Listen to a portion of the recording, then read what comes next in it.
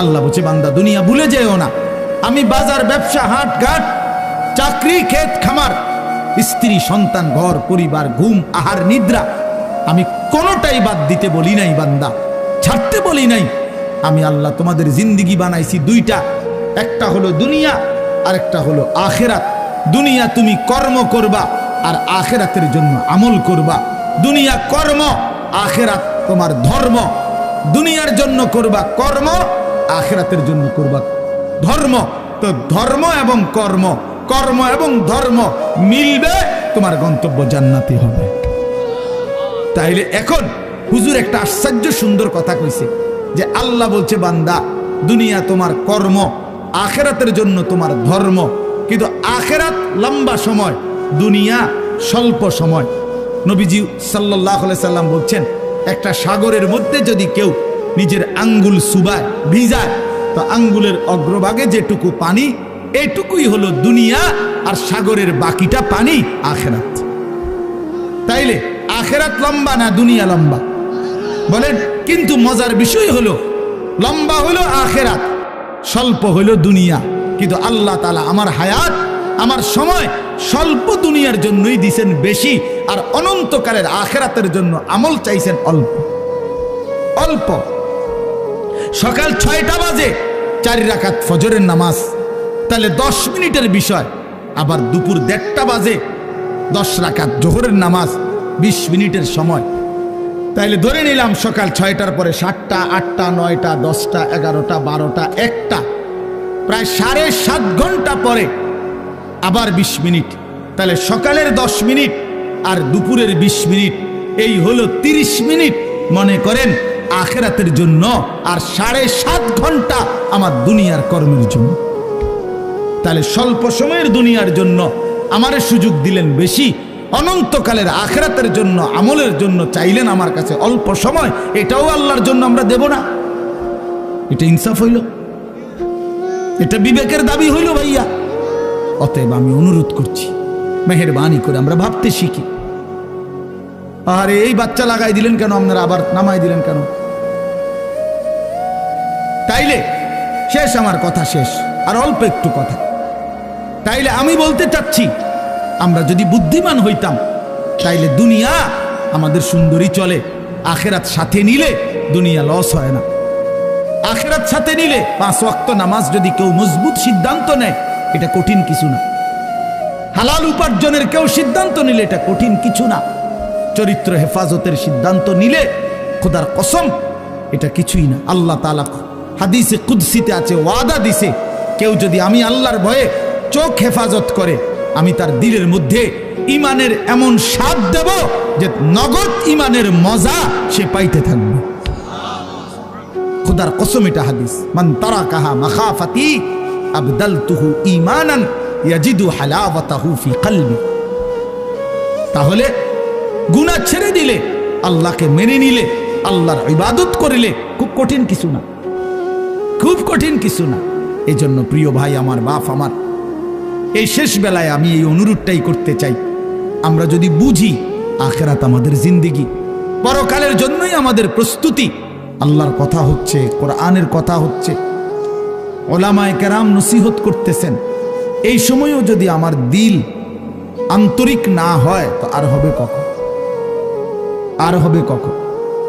কোরআনুল কারীমের মধ্যে আছে, আল্লাহ তাআলা বলেন, ফাবিআইয়ি হাদিসিন বা'দাহু ইউমিনুন। আল্লাহ তাআলা বলেন, বান্দা এই কোরআনের চাইতে দামি আর কোন কথা বললে তুমি বিশ্বাস করতা? তুমি বলো। আল্লাহ নিজে জানতে চাচ্ছে আমাদের কাছে। ফাবিআইয়ি হাদিস, 23টা বছর আমি আল্লাহ কোরআন নাজিল করলাম, সর্বশ্রেষ্ঠ ফেরেশতাকে দিয়ে নাজিল করলাম, জিবরাইল, সর্বশ্রেষ্ঠ রাসূলের কাছে নাজিল করলাম, 23 বছর নাজিল করলাম, 30 পারা কোরআন নাজিল করলাম। আল্লাহ তাআলা জানতে চাচ্ছে আমাদের কাছে, বান্দা বলো না এরপরে এর চাইতে দামি আর কোন কথা বললে তুমি ঈমান আনতা, বিশ্বাস করতা, মেনে নিতা? তুমি বলো, তুমি বলো। এজন্য কোরআনুল কারীমের প্রতি আন্তরিক হওয়া, আল্লাহর কথার প্রতি সর্বোচ্চ মনোযোগী হওয়া, এটা আল্লাহর আদেশ, কোরআন শরীফের আদেশ। এটা ওয়া ইদা কুরিআল কুরআনু ফাসতামিউ লাহু ওয়া আনসিতু লাআল্লাকুম তুরহামুন। আল্লাহ তাআলা কোরআনে বলছে যখন কোরআন পড়া হয় তখন তোমরা ফাসতামিউ লাহু মনোযোগ দিয়ে শোনো এবং ওয়া আনসিতু চুপ থাকো, লাআল্লাকুম তুরহামুন অবশ্যই তোমাদের উপরে রহমত বর্ষিত হবে। তাইলে দোস্ত এটা জরুরি, একজনই শুনুক আমার কোনো অসুবিধা নাই, কিন্তু মনোযোগ দিয়ে শুনুক। গাফেল কোনোদিন লাভবান হয় না। এই খামখেয়ালি করতেছে, কেন হাসে কেন কাঁদে। এখন মনে করেন রাত 11টা বাজে, এখন এত রাত্রে বুট খাওয়ার কি যুক্তিকতা না কথার কথা? ইনসাফ করে বলেন ভাইয়া, মস্কারি করো না, ভাবতে শেখো। একটা বিবেক কি বলে রাত 11টা বাজে, এটা কি যৌক্তিকতা হইতে পারে? আল্লাহর কথার প্রতি খামখেয়ালি, এই অপদার্থই থেকে যায়। এ জীবনেও কোনোদিন জিন্দেগি সুন্দর হয় না, গাফেলের জীবন কখনোই সুন্দর হয় না। এই খামখেয়ালি আর কি, অবহেলা। কোরআন শরীফে আছে আল্লাহ তাআলা স্পষ্ট বলছেন যত লোক জাহান্নামী হবে, সমস্ত জাহান্নামী ব্যক্তির একত্রিত পরিচয় আল্লাহ বলছেন উলাইকা হুমুল গাফিলুন, এরা মূলত গাফেল। এজন্য ভাইয়া বুট বাদামও খাইও না। আমার কথা হলো অল্প সময় দিল দিয়ে আন্তরিকতা নিয়ে নিজের ভালো নিজের কল্যাণের জন্য আল্লাহর কথা শুনলে বরকত হবে। আল্লাহর কথা শুনলে বরকত হবে। লাআল্লাকুম তুরহামুন, আল্লাহ বলছে মনোযোগ দিলে চুপ থাকলে আমি আল্লাহ তোমাদের উপরে রহমত বর্ষণ করব, রহমত বর্ষণ করব। কোরআন শরীফে আছে স্পষ্ট ওমান আযলামু মিম্মান দুক্কিরা বিআয়াতি রাব্বিহি সুম্মা আ'রাযা আনহা। তার চাইতে বড় জালেম পাপী আর কেউ হইতে পারে না, যার সামনে আল্লাহর কোরআন তেলাওয়াত করা হয় অথচ সে তার থেকে বিমুখ, অমনোযোগী।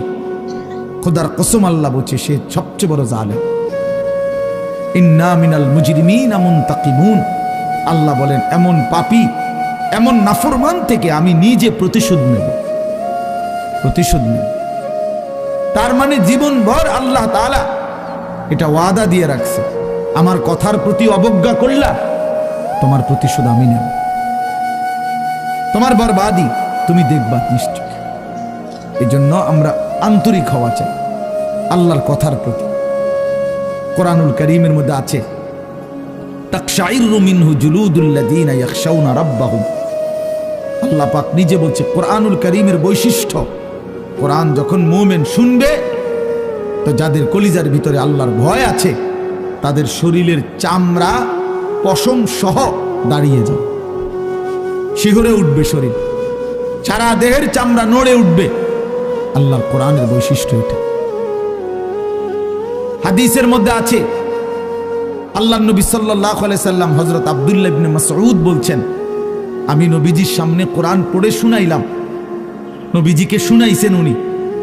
তিনি বলেন আমি 40 আয়াত একটানা নবীজির সামনে তেলাওয়াত করলাম মাথা নিচের দিকে নামাইয়া। 40 আয়াত পড়ার পর নবীজি আমাকে বললেন হাসবুকাল আন, এখন থামো। এই লাল শার্ট, এই যে খুঁটির মধ্যে হেলান দিয়ে আছো তুমি, তুমি সরো এখান থেকে, ফালতু কোথাকার বেটা, ফাইজলামি করো কেন এখানে? তোমারে তো বাধ্য করে নাই কেউ, ফাইজলামি না থামলে বাইরে যাও। মস্কারি করে অনেকে আছে এমন গাদ্দার যে হুজুর আমি কোনোদিন কারো কথা শুনি না, আপনি বললে হবে কি? কথা বোঝেন নাই? সাবধান ভাইয়া, আমার কোনো আপত্তি নাই, তুমি চলে যাও, কোনো সমস্যা নাই। গাফেলকে বলে কোনো দরকারই নাই আমার, কিন্তু আল্লাহর কথার প্রতি মনোযোগী হইতে হবে। প্রতি ঘন্টা আমারও, প্রতি ঘন্টা আপনারও, প্রত্যেক মিনিট আমারও, প্রত্যেক মিনিট আপনারও। যে হায়াত আপনার যায় সেই হায়াত আমারও যায়, প্রত্যেক সেকেন্ড আমারও যায় আপনারও যায়। এক বুজুর্গকে আমরা কিতাবে পড়ছি, কিমাতুজ জামান ইনদাল উলামা, একটা প্রসিদ্ধ আরবি কিতাব আছে। ওলামায়ে কেরামের নিকট সময়ের মূল্য ওই বইতে আছে এক বুজুর্গকে এক ব্যক্তি আইসা বলছে, হজরত আপনার সাথে আমি একটু কথা বলতে চাচ্ছি। হজরত বললেন, কোনো দিনই মাসআলা? বললেন না, এমনি একটু কথা বলবো। উনি বলছেন, তাহলে তুমি সূর্যকে যেটুকু সময় তুমি কথা বলবো ওইটুকুর জন্য থামায় রাখো। কসম আমরা কিতাবে পড়ছি। উনি বলছে তুমি সূর্যকে থামায় রাখো, যেটুকু সময় তুমি আমার সাথে কথা বলবা ওইটুকু সময়ের জন্য যদি তুমি সূর্যের গতি থামায় রাখতে পারো তাহলে কথা বলতে পারো, নাই তো আমার এইটুকু সময় তুমি নষ্ট করার কোনো অধিকার রাখো না। এই 20 মিনিট তো আমার সময়, তুমি আমার সেই 20 মিনিট নষ্ট করবা কেন? এই আধা ঘন্টা তো আমার টাইম, তুমি আমার হায়াতের আধা ঘন্টা নষ্ট করবা কেন? হ্যাঁ, প্রয়োজনীয় মাসআলা হলে বলতা, শুধু শুধু কথা, শুধু শুধু কি জামাইটা জাফানি টরে কত দিয়া লইছেন? 260 টাকা। তো মিয়া 220 টাকা দিয়া সিল্লাইয়া বেছে। হ্যাঁ, আমারে কইতেন কয় গজ লাগবে মিয়া? হ্যাঁ, আমার পরিচিত কত দোকান আছে। হ্যাঁ, এই মানে এই বলতেছি এটার উপরে বেড়ার এটা সিলাইয়া আজকে 3 মাস হয়ে গেছে। ওই জামাটা পরে হে এখন 220 টাকা দিয়ে কাপড় কিনে। এগুলা অপ্রয়োজনীয় কথা না, বেহুদা কথা, অনর্থক কথা। এই জন্য দোস্ত ভাইয়া, জিন্দিগি এত গাফিল হইতে নাই। সারাক্ষণই খামখেয়ালি, হাসি মজাক ঠাট্টা, এত মাতাল, এত পাগল, এত প্রতিবন্ধী। তুমি প্রতিবন্ধীর দিকে তাকায় দেখো, পাগলের দিকে মাতালের দিকে তাকায় দেখো, সে তো সারাক্ষণ অ্যাবনর্মাল। কিন্তু ইমানদার মোমেন সুস্থ মানুষ, তার জিন্দিগির হিসাব থাকে, পরিকল্পনা থাকে। আমি হাসবো কেন, কাঁদবো কেন, আমি হাঁটবো কেন, বসবো কেন, আমি ঘুমাবো কতক্ষণ, আমি ডাকবো কতক্ষণ। আমার যদি জিন্দিগির কোনো হিসাব কিতাব না থাকে, এ তো অসুস্থ, এ তো পাগল মাতাল ভাইয়া। জিন্দিগি যার কোনো লক্ষ্য উদ্দেশ্য নাই, টার্গেট নাই, গন্তব্য নাই। কোত্থেকে আসলাম, কেন আসলাম, কে আমারে বানাইলেন, কেন বানাইলেন? আহা, এটা কি কোনো জিন্দিগি ভাই? বলো ছেলেরা, রাতের বাজে 3টা তুমি ঘুমাও না, দিনের বাজে 10টা তুমি ওঠো না, এটা কি জিন্দিগি? রাত 3টা বাজে গেছে তুমি ঘুমাচ্ছ না কেন? সকাল 10টা বাজে গেছে তুমি উঠছ না কেন? তোমার ঘুমেরও কোনো সিস্টেম নাই, উঠারও কোনো সিস্টেম নেই। সারা রাত উলঙ্গ ছবি দেখে, নারী দেখে, জিনা ব্যভিচারের দৃশ্য দেখে নাফরমান ঘুমায় আছে। সকাল 10টা বাজে গেছে, উঠারও কোনো নাম নাই। আল্লাহর নবী সাল্লাল্লাহু আলাইহি ওয়াসাল্লাম বলছেন, খোদার কসম, নবীজি বলছেন যে ফজরের নামাজ পড়ে না সে খবিস। খবিস, এটা খবিস, খবিসান নফস। ওই ব্যক্তি খবিস, কাসলান, অলস। নবীজি বলছেন, যাকা রাজুলুন বালা শাইতানু ফি উযুনাইহি, যে ফজরের নামাজ পড়ে না শয়তান তার 2 কানে পেশাব করে দেয়। শয়তান পেশাব করে দেয়। নবী সাল্লাল্লাহু আলাইহি ওয়াসাল্লাম বলেন, ফজরের নামাজ না পড়ে যেই নাফরমান ঘুম থেকে জাগে, ঘরের বাইরে বের হয়, সে শয়তানের, ইবলিসের পতাকা নিয়ে বের হয়। রায়াতুশ শাইতান, শয়তানের পতাকা নিয়ে বের হয়।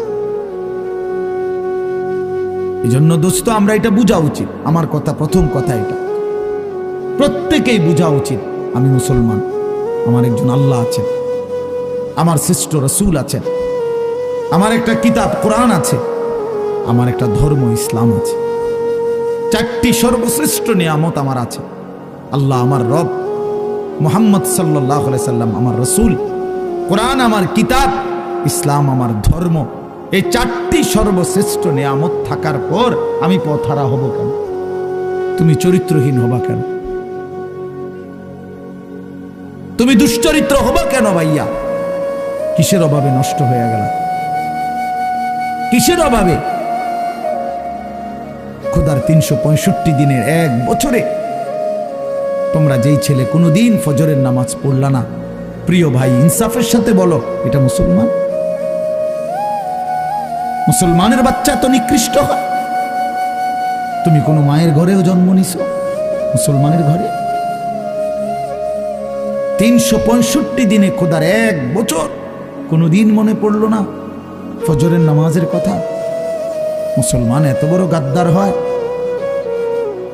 মুসলমানের বাচ্চা এত বড় নাফরমান হয়? আফসোসের বিষয়। ওই মা যে 2 বছর দুধ পান করাইলেন এই জন্যই, মা যে 9টা মাস পেটে ধারণ করলেন এই জন্যই। এক মা তার সন্তানকে বুকে ধরায়া দুধ পান করাইছে 2 বছর, এই আশায় যে 16 বছর বয়সে আমার ছেলেটা দিন রাত উলঙ্গ ছবি দেখবে, নারী আর ছবি আর মাতালের মতো জিন্দেগি কাটাবে, এই ছিল মার স্বপ্ন।